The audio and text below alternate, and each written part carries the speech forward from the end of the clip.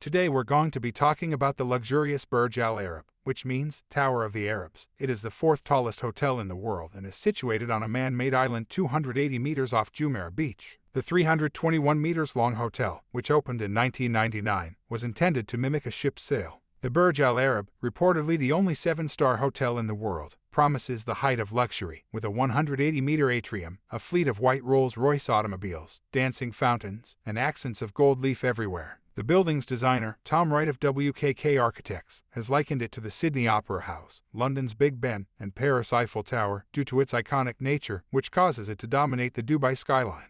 The structure is meant to stand out and become synonymous with Dubai. It is shaped like the sail of a dhow, an Arabian sailing ship. 2 wings cross at a large mast, which then spreads out into a V configuration. The enormous enclosed atrium is located in the area between the wings. Although the hotel's exterior is incredibly beautiful, many guests are compelled to see inside also. Sadly, the only way to accomplish this is to reserve one of the incredibly costly rooms or a table at one of the similarly pricey bars or restaurants. The hotel has 202 suites on 28 floors with 2 stories, ranging in size from 169 square meters to 780 square meters. The Burj Al Arab Hotel blends east and west with its opulent white columns and bathroom embellishments made of mosaic tile. With a staggering $18,716 per night, the Royal Suite is the 12th most expensive hotel suite in the world. The hotel has 2 restaurants, if staying here is out of your price range, but you're willing to splurge on a night out. Al Muntaha, which translates to ultimate or highest in Arabic, has fantastic views of Dubai and is 200 meters above the Persian Gulf.